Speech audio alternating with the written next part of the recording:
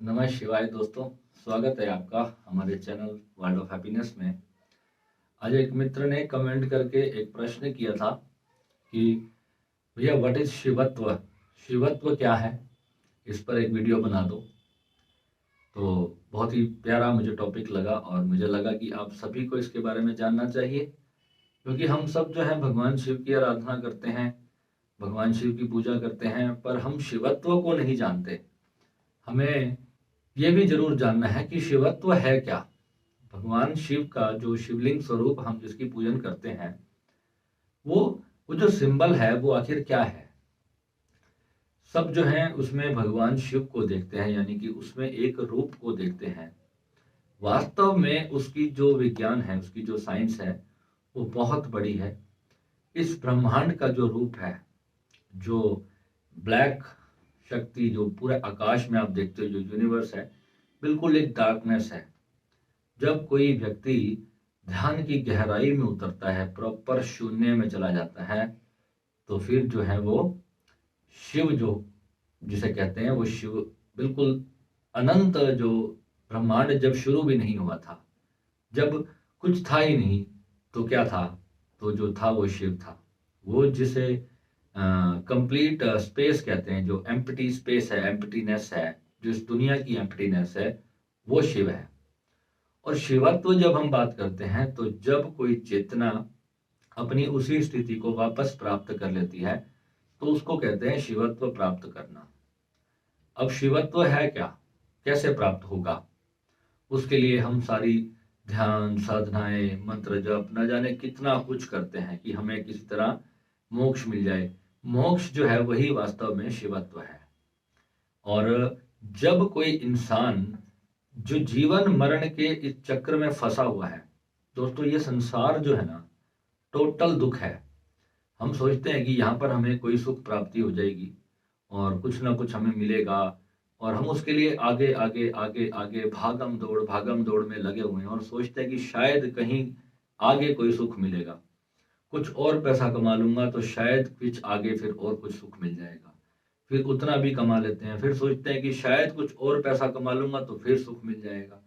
आज बहुत अच्छा भोजन कर लेता हूँ, आज बहुत अच्छे 5 स्टार में जा करके डिनर कर लेता हूँ, आज बहुत अच्छा सा शॉपिंग कर लेता हूँ, बहुत अच्छी गाड़ी खरीद लूंगा, बहुत अच्छा बंगला बना लूंगा, बहुत बड़ा महल बना लूंगा, तब जा करके मैं सुखी हो जाऊंगा।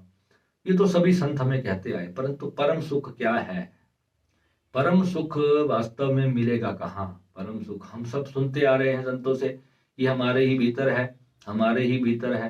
कहते ना, कस्तूरी मृग के भीतर बसी हुई है और वो उसकी महक जो है उसको भीतर से आ रही है, पर वो बाहर भटकता भागता रहता है कि कहीं से पता चल जाए कि ये महक जो है मुझे कहाँ से आ रही है। और कस्तूरी उसके भीतर ही है, उसको पता नहीं। ये सब हमने हजारों बार सुन लिया, परंतु वास्तविक सत्य क्या है? सत्य कैसे मिलेगा? क्यों?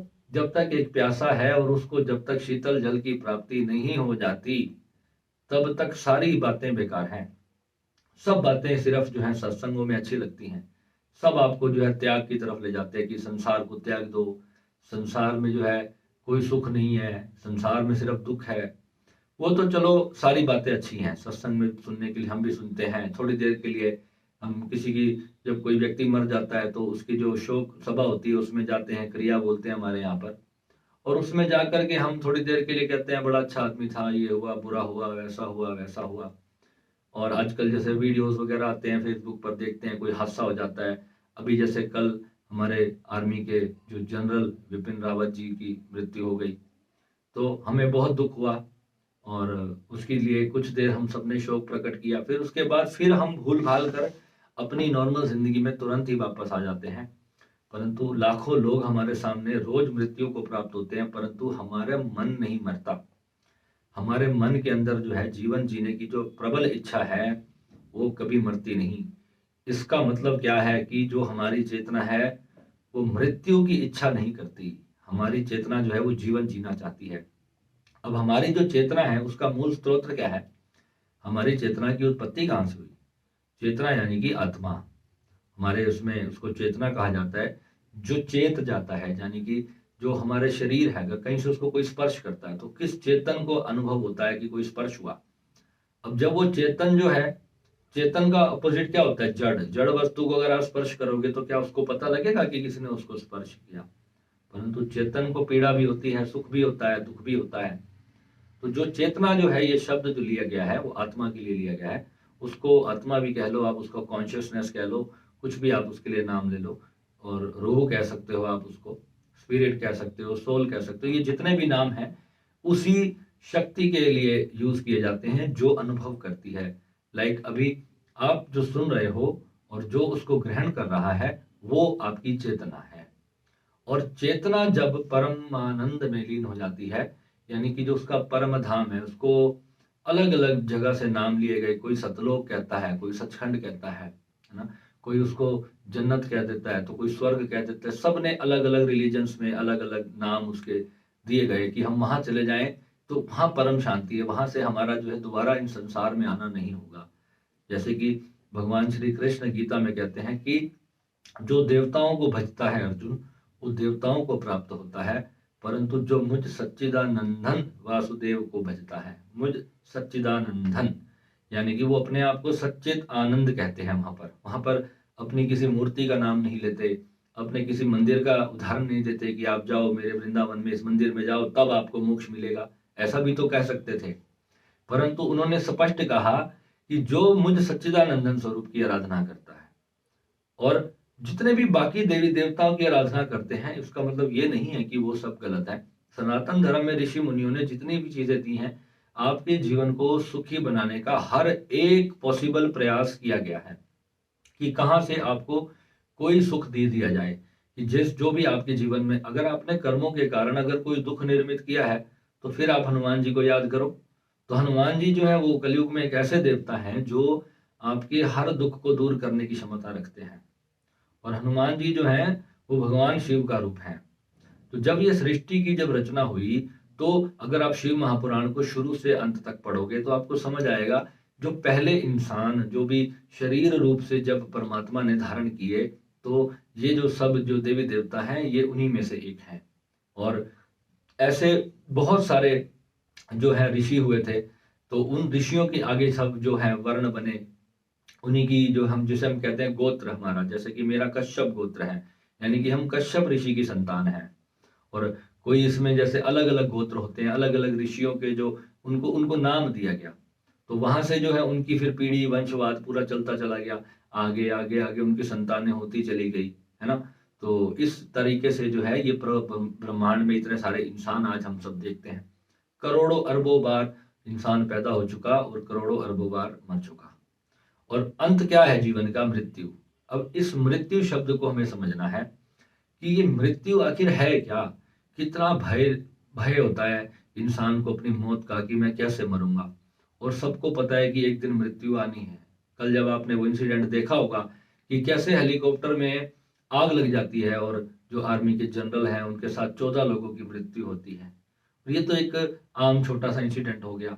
बहुत बड़े बड़े हवाई जहाज क्रैश हो जाते हैं, टाइटैनिक जैसे शिप डूब जाते हैं, रोड्स पर रोज हजारों लोगों की एक्सीडेंट में मृत्यु हो रही है।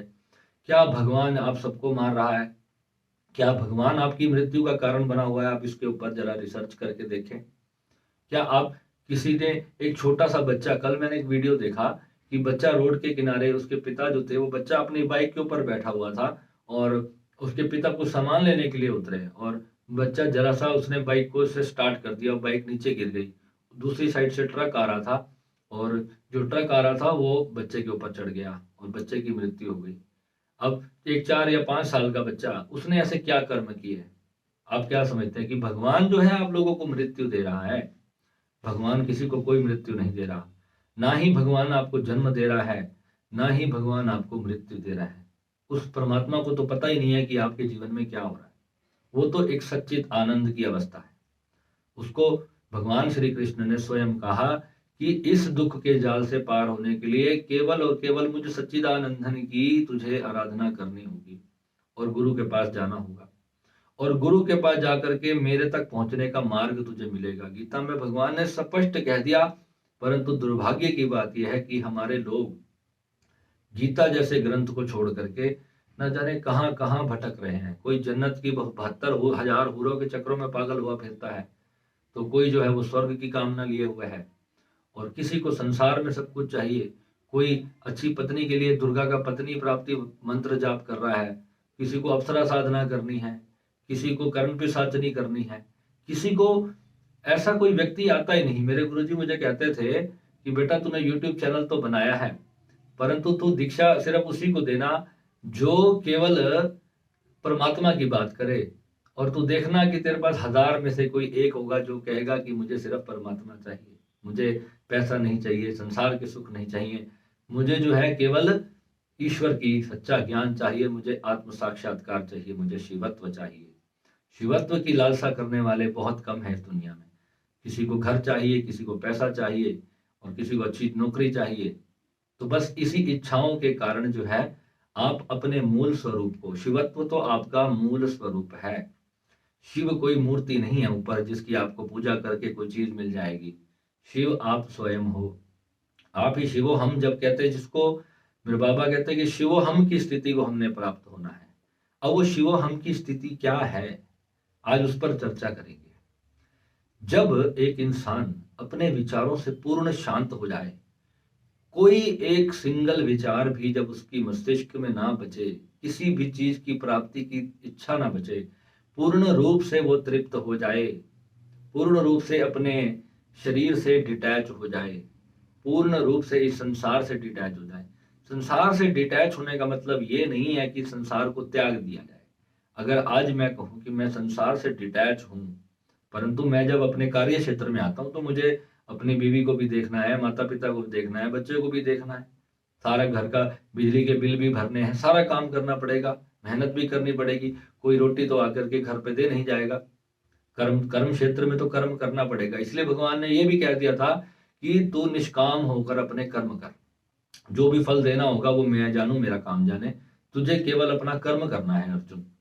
तो अर्जुन वहां पर हम सभी अर्जुन हैं। जब हम गीता पढ़ेंगे तो हमें पता लगेगा कि मैं अपने कार्य क्षेत्र में अर्जुन हूं, वो अपने कार्य क्षेत्र में उसको युद्ध करना था। हमारा युद्ध क्या है?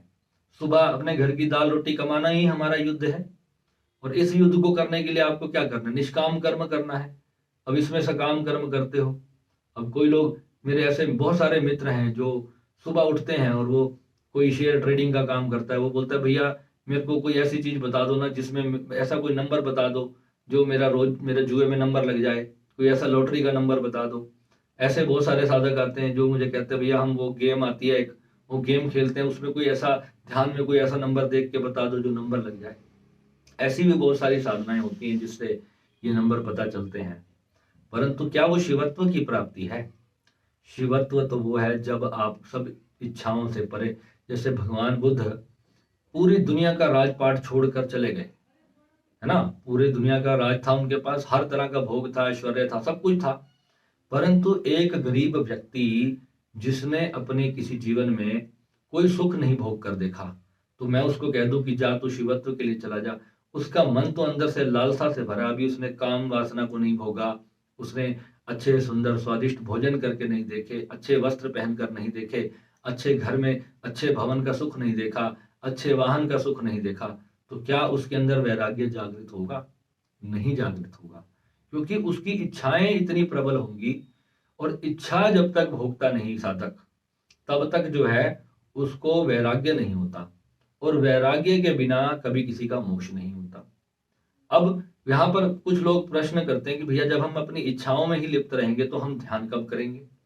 तो ध्यान और ये जीवन एक साथ जीना, हमारे बाबा कहते थे कि 100% स्पिरिचुअलिटी और 100% संसार, ये दोनों चीजें जो हैं आपको एक साथ जीनी है, एक साथ इसको फील करना है, हर चीज को जीना है, कभी कुछ त्यागना नहीं। ओशो ने भी कभी भी त्याग को जो है मायने नहीं दिए। ओशो ने हमेशा कहा कि जी भर कर भोग लो, जो चीज तुम भोगना चाहते हो उसको जी भर कर भोगो, 100% भोगो, तभी तुम्हारे भीतर वैराग्य जागृत होगा। तो मैं तो उस सारे पहाड़ से निकल कर आया हूं, जिस गंदगी के जंगल में मैं जिया हूं अपने पूरे जीवन में। आपको मैं अपना क्या जीवन बताऊं, कैसे कैसे लोगों के साथ कैसे कैसे गंदे मेरे मित्र होते थे, जो सुबह से लेकर रात तक जो है ना, सिर्फ रात को हम शराब और मांस मच्छी मदिरा का ये सारी पार्टियां कहाँ पर करनी है, केवल इसी का प्लान में हमारा जीवन बीतता था। सुबह उठते थे और रात की प्लानिंग बनानी शुरू हो जाते थे। इस तरह प्रकार का मैंने जीवन जिया, और उस सब के होते हुए भी एक दिन जो मेरे भीतर एक चीज चलती रही कि मैं अपने दादाजी का मैं अपने बड़ा शुक्रगुजार हूँ कि जिन्होंने मुझे 8-10 साल की उम्र में ध्यान करना सिखा दिया था। तो वो मुझे हमेशा मुझे बताते थे कि तेरे भीतर जो है भगवान है, तेरे भीतर परमात्मा है, तू जब ध्यान में आएगा तो तेरे भीतर भगवान जागृत हो जाएंगे। मेरे दादाजी को एक आदत थी, वो सभी को बोलते रहते थे कि ध्यान करो, ध्यान करो। तो लोग उनका मजाक उड़ाते थे कि ये हमेशा जो है हर किसी को ध्यान के लिए बोलते रहते हैं, खुद तो करते नहीं है, दूसरों को बोलते रहते हैं। एक भावना उनके भीतर थी कि मुझे प्राप्ति हो जाए। मैं उनका एक चहेता पोता था, सबसे बड़ा था अपने घर के पांचों भाइयों में। तो मेरे साथ उनका विशेष लगाव था। तो मुझे वो कहते थे और मैं फिर धीरे धीरे धीरे जो है मैं भी बैठने लगा ध्यान में। वो बैठते थे, सुबह मैं उठता था तो 4-5 बजे मेरे दादाजी उठकर बैठे होते थे, मेरी दादी माँ बैठे होते थे ध्यान में। उन्होंने अपने गुरु से नाम दीक्षा ले रखी थी। और धीरे धीरे धीरे करते करते उन्होंने एक दिन मुझे कहा कि तुझे भीतर से ना एक प्रकाश दिखाई देगा। तो बस मैं उस प्रकाश को ही खोजता रहा, करीबन 4-5 साल तो मैं उस प्रकाश को ही खोजता रहा, परंतु मुझे वो प्रकाश नहीं मिला। फिर मुझे लगा कि मुझे भी गुरु दीक्षा लेनी चाहिए। फिर मैंने गुरु की खोज करी, बहुत सारे गुरुओं के पास गया, कहीं विश्वास जमा कहीं नहीं जमा। गुरुओं के साथ पर्सनली रहा, उनके जीवन को देखा, उनके जीवन की अच्छी बुरी आदतों को देखा, उनके जो संसार के समक्ष जो जीवन था और संसार से पीछे जो जीवन था उस सब को भी देखा। मेरे कई दोस्त कहते हैं कि गुरुजी आपको ना, आप जैसे आपने यूट्यूब चैनल बनाया है तो आपको भी ना जो है दूसरे भगवे वस्त्र पहनने चाहिए, तो जो है आपकी जो है फैन फॉलोइंग बहुत ज्यादा बनेगी। मैंने कहा नहीं चाहिए मुझे फैन फॉलोइंग, मुझे क्या चाहिए, मुझे सच चाहिए। जो मैं हूं वो प्रत्यक्ष जीवन होना चाहिए और वही जीवन है। अगर आपके भीतर अगर कोई भी बुरी वृत्तियां हैं तो आप उसको दुनिया से छुपाते हो तो आप गुरु नहीं हो। और इंसान के शरीर में अगर आप हो तो आपको समझना चाहिए कि इंसान के शरीर में जो चीजें आपके अंदर है वही मेरे अंदर है और सभी गुरुओं के अंदर वही सब है। तो जो गुरु अपनी इच्छाओं को वासनाओं को दमित करके बैठ जाते हैं, ओशो में मैंने एक चीज जानी कि ओशो ने कभी भी बुराइयों को स्वीकार नहीं किया। आज मैं आपको अपनी यात्रा की शुरुआत का एक छोटा सा प्रसंग शेयर करता हूँ। मैं राधा स्वामी से दीक्षा लेने गया, करीबन ये 15 साल पहले की बात होगी। तो जब मैं वहां गया तो उन्होंने मुझसे कहा कि क्या तुम शराब पीते हो, नॉनवेज खाते हो। मैंने कहा हाँ जी, हम पंजाबी फैमिली से हैं और हमारे यहाँ तो बहुत चलता है, हर शादी पार्टी में आम बात है, तो मैं तो पीता खाता हूँ जी। तो उन्होंने कहा ठीक है बेटा, तो अभी जो है आपको नाम दीक्षा नहीं मिलेगी, तो अभी आप 6 महीने सत्संग में आओ, सेवा करो, तो फिर हम देखेंगे उसके बाद। तो फिर मैं हर संडे को सत्संग हुआ करता था हमारे शहर में, तो अभी भी होता है। तो मैं हर संडे वहां पर अपने मम्मी को और अपनी चाची वगैरह को लेकर के अपनी गाड़ी में पहुंच जाता था वहां। और हर संडे जो है मैं सत्संग के बाद वहां पर दरियों की सेवा होती थी, दरियां बिछाने की, उठाने की, तो वो सेवा करता रहा। 5-6 महीने और बीत गए, करते करते 1 साल बीत गए। तो उसके बाद दिल्ली में नामदान की दीक्षा थी, तो फिर मैं वहां गया। फिर मैं वहां पहुंचा तो फिर उन्होंने कहा कि जो है क्या आप नॉनवेज खाते हो, क्या आप ड्रिंक करते हो। तो मैंने कहा हाँ जी मैं खाता पीता हूँ। तो उन्होंने कहा नहीं, आपको नॉनवेज जो आप खाते पीते हो ना, आपको तो दीक्षा के अधिकारी नहीं हो। तो उन्होंने मुझे नामदान ही नहीं दिया।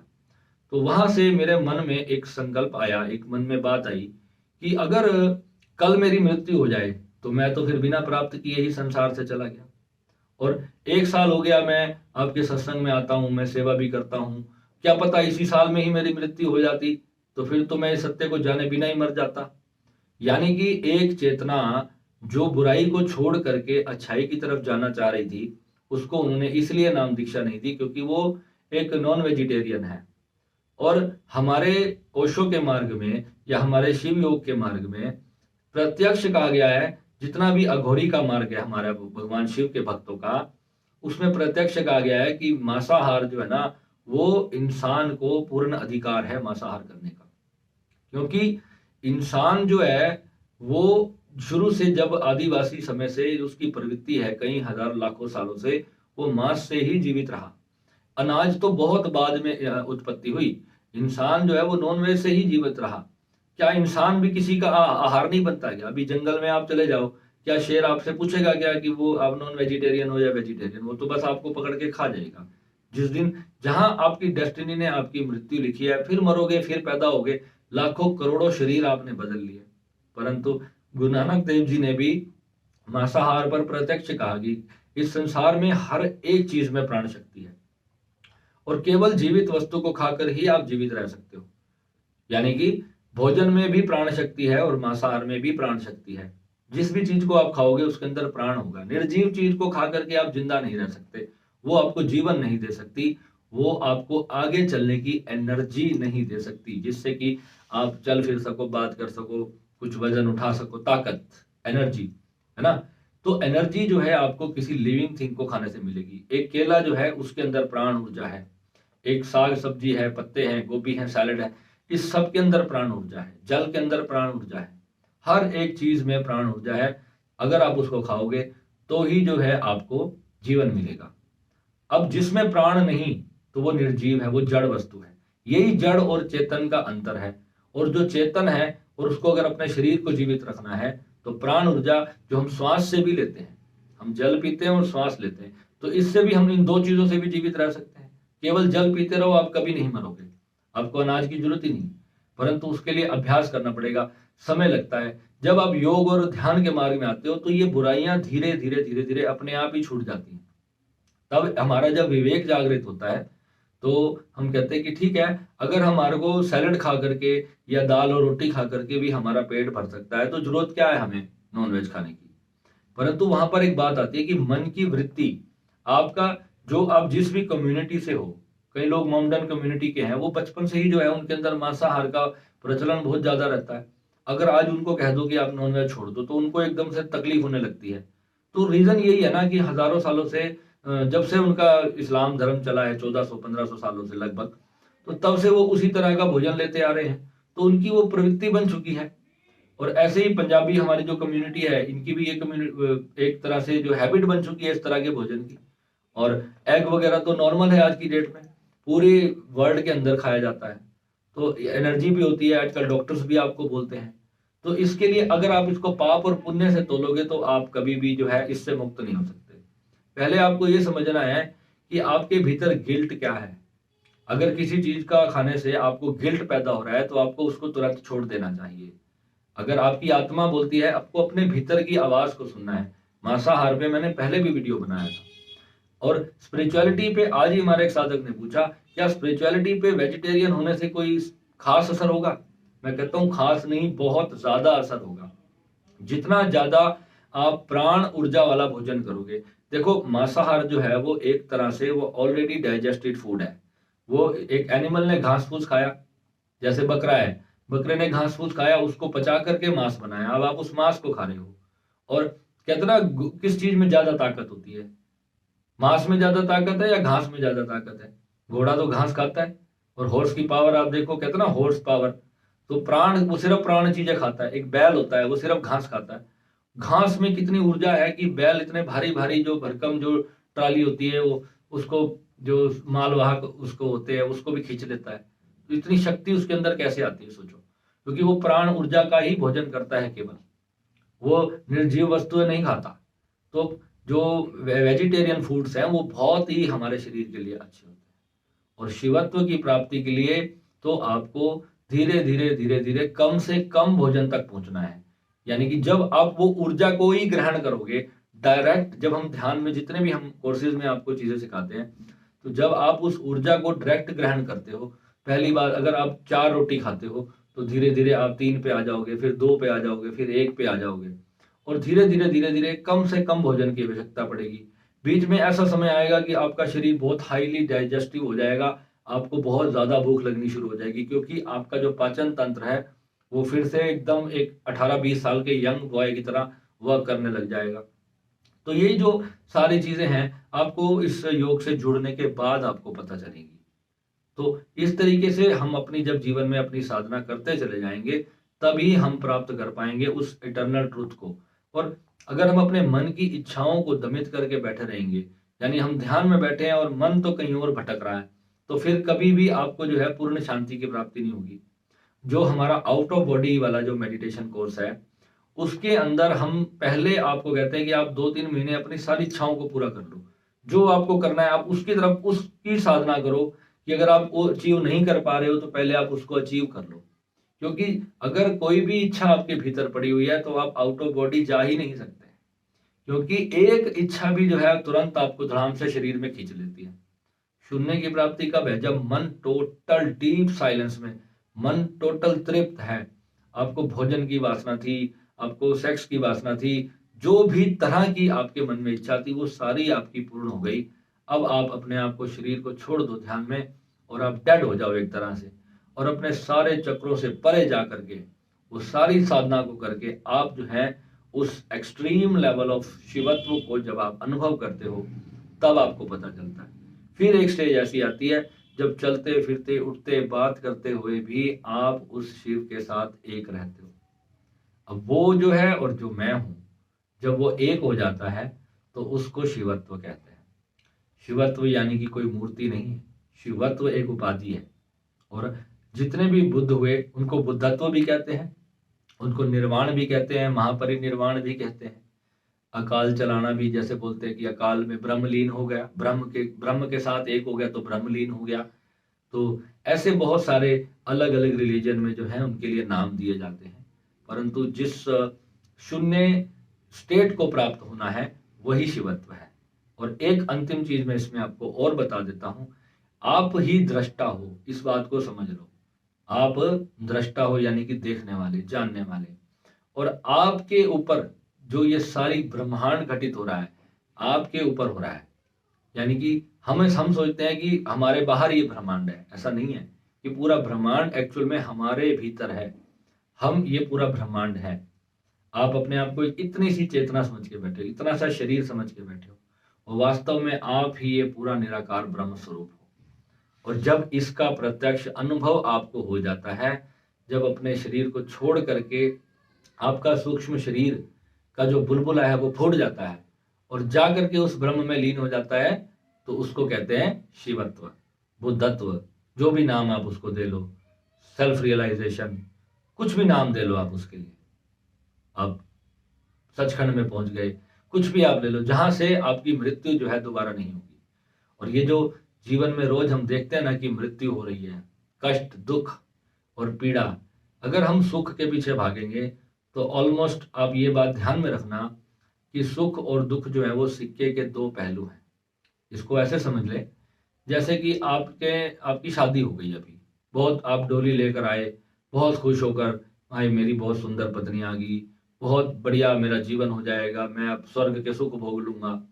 थोड़े दिनों बाद पता चलता है, जब पत्नी के साथ घर में लड़ाई झगड़े होने शुरू होते हैं, तब आप कहते हो ये तो सुख नहीं था, ये तो मैं दुख लेके आ रहा था। कोई भी चीज क्यों ना हो, संसार की कितनी बड़ी से बड़ी चीज ही क्यों ना हो, जब आपको वो मिलती है तो आपको सुख प्राप्त होता है। और एक दिन ये तय है कि वो छीननी जरूर है। सन्यासी का मतलब क्या है? सन्यासी चीज के प्राप्ति होने से पहले ही जान लेता है कि ये छिन जाएगी, उसका एक बोध अपने भीतर रखता है। केवल इस बोध को आप अपने घर में अपनी हर वस्तु को देखो।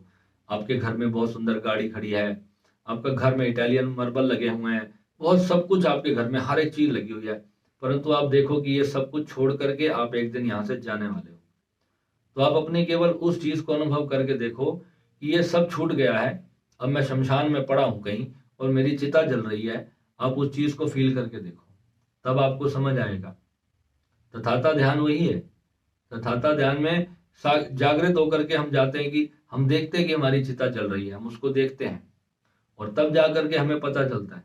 वो इतना ज्यादा जो है कॉम्प्लिकेटेड मेडिटेशन है कि इंसान का अपने परिवार से तुरंत मोह खत्म कर देता है। इसलिए मैं अपने साधकों को अभी तथाता नहीं करवाता, क्योंकि तथाता करने वाला तो पूर्ण सन्यासी होगा, जिसमें जंप लगाने की और सब कुछ छोड़ देने की बल होगा, केवल वही जो है वो तथाता ध्यान करने के योग्य है। मैंने तो गृहस्थी में रहते हुए लगभग 2 साल तक तथाता ध्यान किया, परंतु जो है वो ध्यान जो है आपका मोह पूरी तरह से तोड़ देगा पूरी दुनिया से, आपको कुछ भी अच्छा नहीं लगेगा, और केवल आप अपनी उस भीतर की स्टेट में ही राजी रहोगे। और उस स्थिति को कोई पहुंचने वाला साधक हो तो उसका स्वागत है, वो करे। उसके लिए उसको स्टेप बाय स्टेप एक एक सीढ़ी करके चढ़ाया जाएगा, उसको सिखाऊंगा। तो ये है मेरे दोस्त शिवत्व। इस पे तो कितना भी बोल लो तो कम ही रहेगा, समय का अभाव है और बहुत लंबा वीडियो नहीं करता। जितना आपको समझ आ गया होगा, उम्मीद है आपको समझ आया।